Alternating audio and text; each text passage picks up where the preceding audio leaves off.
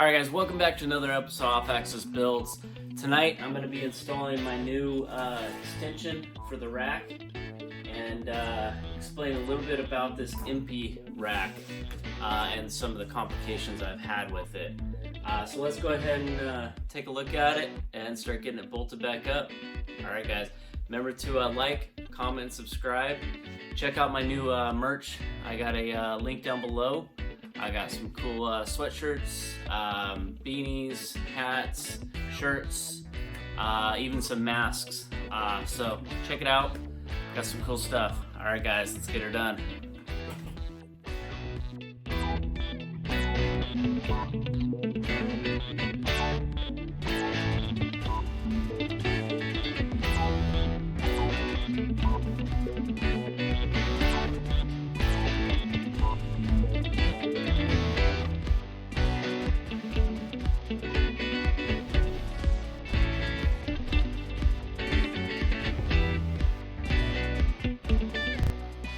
Alright, so first off, I want to say that this new piece is roughly about 5 inches longer. Roughly about 5 inches longer than the old piece I had. A little bit more narrow. You can see the difference there. Okay. I went with a little narrow just because I wanted a little bit lighter. Didn't want all that meat there. Secondly, I want to show something that the MP rack and pinion has, and this is part of your bump steer, and I'm going to solve it by putting a brace underneath this guy. Okay, so take a look at this. That movement right there can cause a lot of bump steer. Okay, doesn't seem like it would, but it does, especially since I have this extension on it. You really notice it. I don't know if you would notice it if you just connect it straight into this guy, but in the situation that I have, I wasn't able to disconnect this guy because I had to push this thing forward, and you've seen that in some of the other videos. So let's go ahead and get this thing bolted on. It's going to go ahead and be something like this. Okay, so we'll just go ahead and bolt it down. Let me just double check, make sure I got the correct side.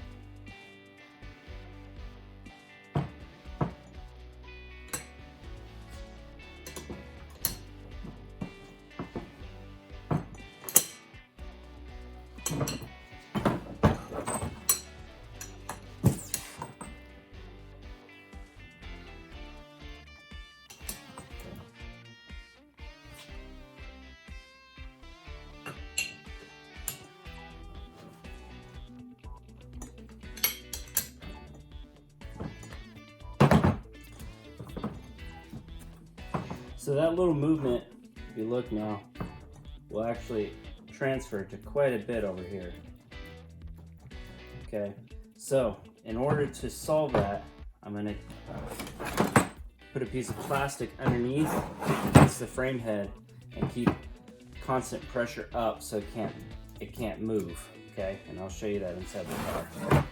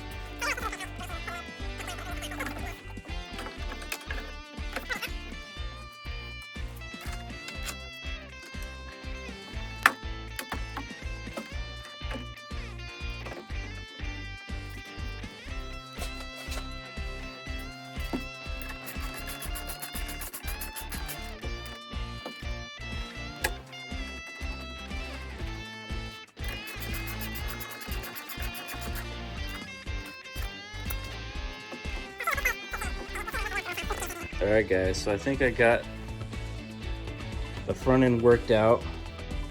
I like the geometry now. Got those close to perpendicular to the spindles as I could. Any further back, I'd be actually rubbing the arch there. So pretty happy with where it's sitting. Not sure if that's what fixed some of the bump steer, or the fact that I put this brace underneath, because there was some bump steer going on here when this goes up and down. I'll actually show you when I get you guys on the pedestal. So I do need to bolt that piece of plastic down. All it's doing is giving a little tension up, just so that has no room to move up or down. Even without that piece, the empty rack and pinion has a lot of play in it, has a lot of up and down play in it, and I'll show you. It is exaggerated with this 12-inch piece that I have in there, but you'll notice it on yours as well, giving you some bump steer issues. So I got that. I'm gonna go ahead and get the welder out and finish welding this corner and that corner there, and then some small little holes on the inside that I just wanted to patch up. So let's get you guys on the pedestal and I'll show you a little bit about how much bump steer that was causing just there, and then yeah. Alright guys, so after I got this extension in here, I noticed that there's a lot of up and down play.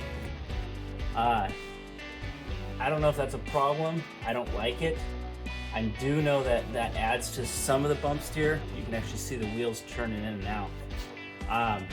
Whether or not I have this on or not, that plate is actually coming from the steering box, okay? So my solution to that is put a piece of plastic up underneath here, okay?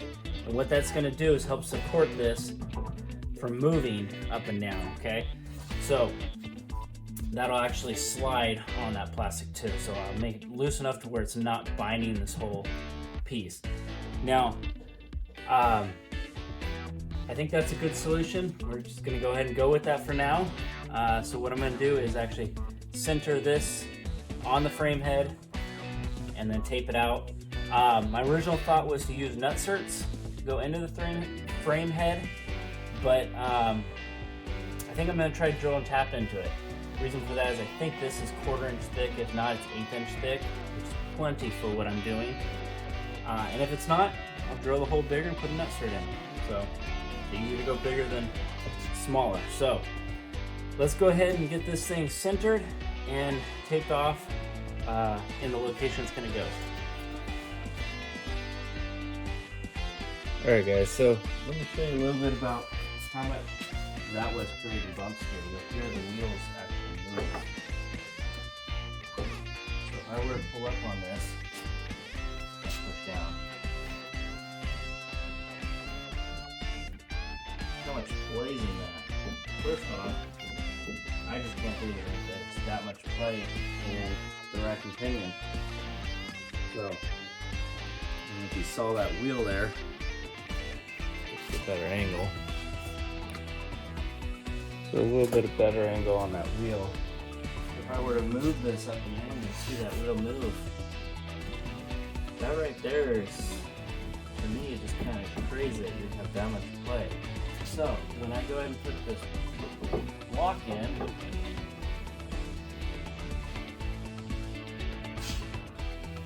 there's no play. I can't move it up or down, so that solves a bunch of issues. Now I don't want to have that too tight. I do want to have some tension on there, so I can't move up and down. Now, there's still bumps here in the wheel, but I think I got it by doing all the geometry and all that. I think I cut it down by half. It was crazy on how much this wheel actually turned.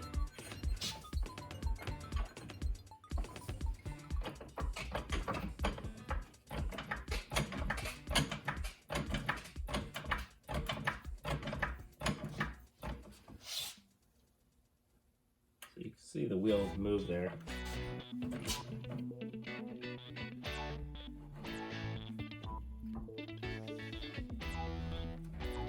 Still quite a bit, but I think I cut it down by half of what it was. The other thing is, you know, once I have it set where it's going to be running, this tire's only going to be going up and down maybe an inch down, an inch up, so 2 inches travel on the shock total. This shock gives me, I want to say 7 inches of travel from all the way bottomed out to all the way up. Now, obviously, if you guys have been watching some of my videos, that is an air shock, so I can actually raise it up 7 inches. So, get some good ground clearance or get it lower to the ground if I want it. Okay. First off, I want to get this centered. Okay. Certain ones look centered. Okay. Now we'll go ahead and get the measurement from here to here, the same on both sides. I want to say about 1.25 inches is probably going to be perfect. Let's see here. No, I'm going to go 1 3/8.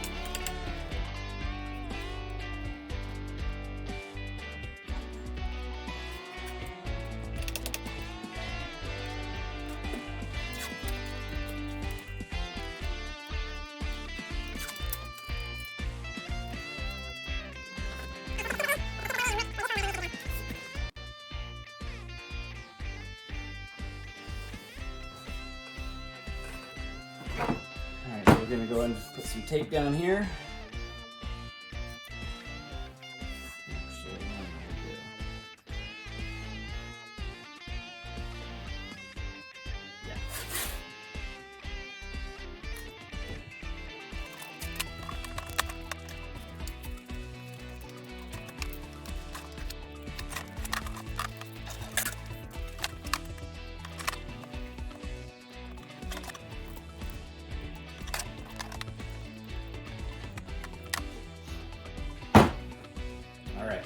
So let's go ahead and take that piece of tape off.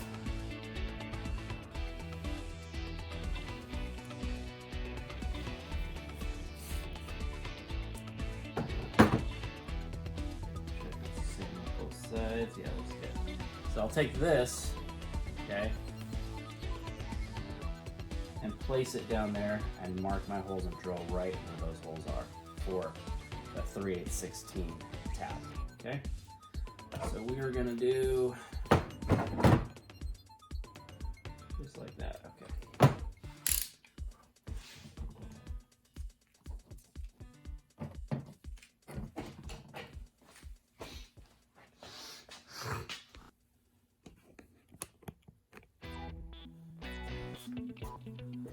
All right, so we'll just go ahead and take the tape. Put it in that little hole right there.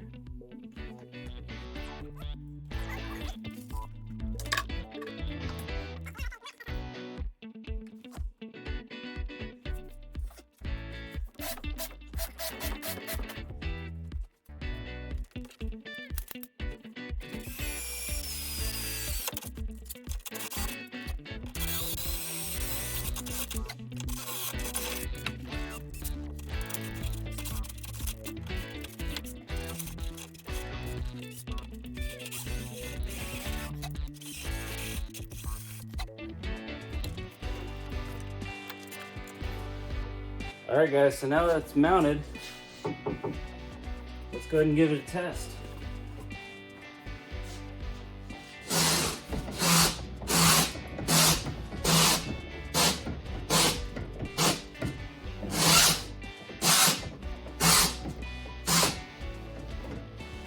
Perfect. Loving it.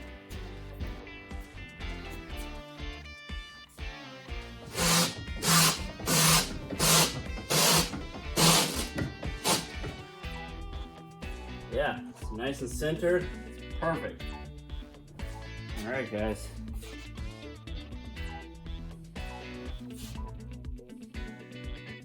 All right, guys, thanks for joining me on another episode of Off-Axis Builds. Like I said, I got that rack and pinion installed, got all the fine details worked out. Went through a few revisions of that design only to try to get the bump steer out. I think I did a pretty good job of it. But all in all, I'm pretty happy with what it looks like and how it turned out, and how it functions. So remember, guys, to like, comment, subscribe, and hit that little bell for upcoming notifications of more videos. And remember, guys, it's always built, not bought.